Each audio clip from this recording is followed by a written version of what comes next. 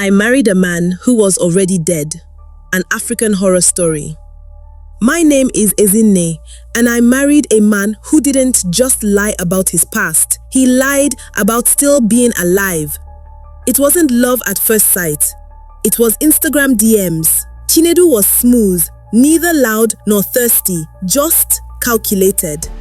He replied to one of my palm wine Instagram stories with, "You like the real stuff. You're not like these Ajebo babes." I laughed.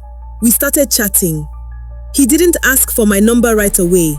Instead, he'd reply to my stories, comment on my captions, and randomly send music links that somehow matched my mood. Then one afternoon, he sent 10,000 naira with a note. "Buy shawarma and data for the next time we talk."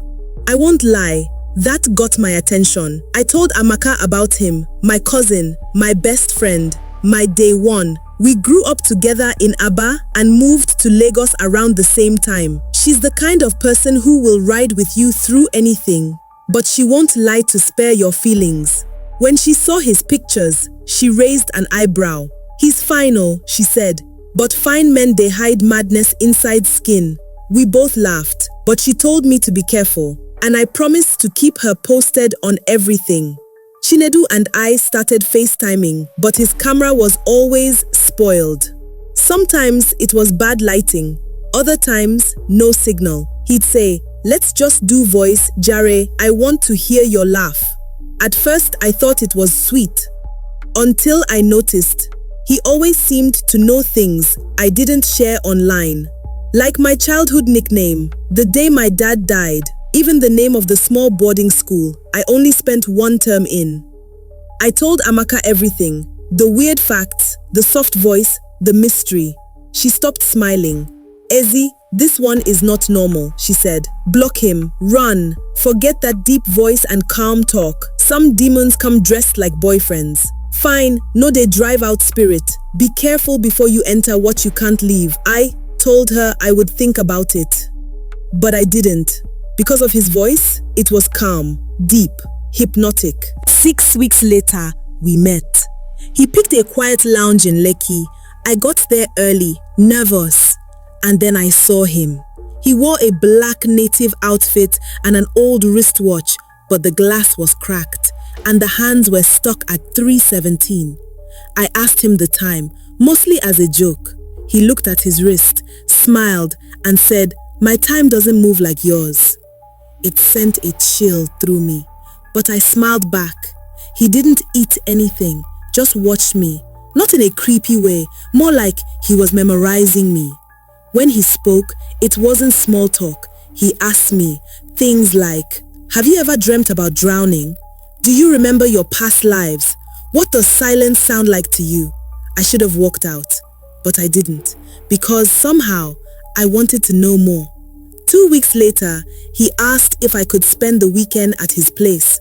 I was hesitant, but the way he asked, soft, slow, like we were already something, I said yes. His apartment was in an estate at the edge of town. From the outside, it looked ordinary. Inside, it felt like a shrine disguised as a bachelor pad. Cold, silent, heavy. There were no pictures, no personal items. Every mirror was covered in black cloth. When I asked why, he said, "It's for spiritual protection. Some reflections invite unwanted things." I didn't press it. That first night, I dreamt I was underwater, gasping for air, surrounded by shadows, whispering my name. When I woke up, I found him sitting upright in the dark beside me, eyes wide open, humming something ancient. I told myself it was just a dream. The next afternoon when he stepped out, I started snooping. I don't know what pushed me, curiosity, fear, or both. Under his bed, I found a wooden box wrapped in red cloth. Inside, a dried animal tongue nailed to a piece of wood. Photos of me, sleeping, a jar filled with thick black liquid, and a folded newspaper clipping. I opened it. The headline stopped my heart. "Mysterious accident on 3rd Mainland Bridge. Body missing from morgue. Name, Chinedu Eze.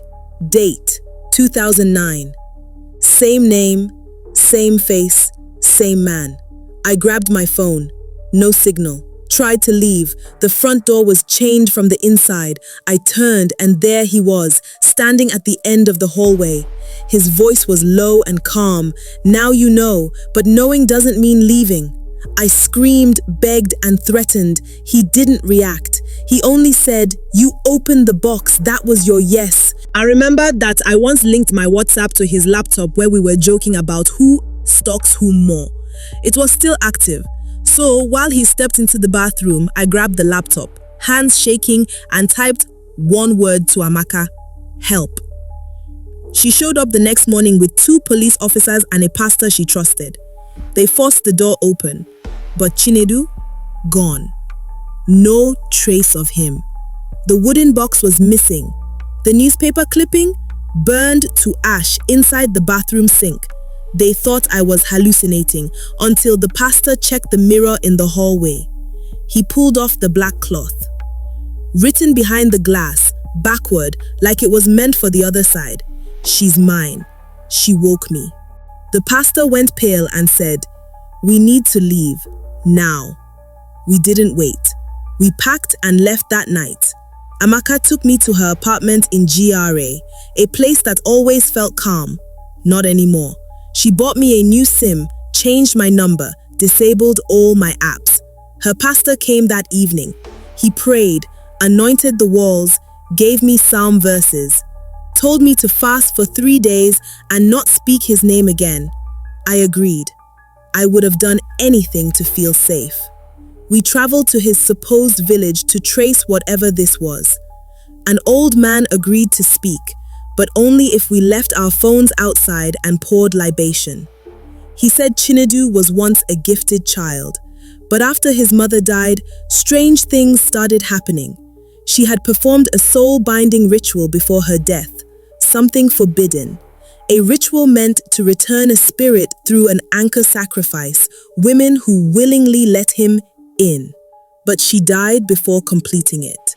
So now, every few years, he finds someone. He doesn't come for love, the elder said.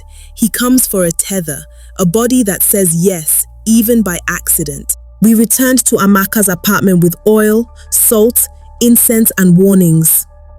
We burned everything he gave me, the flowers, gifts, and perfumes.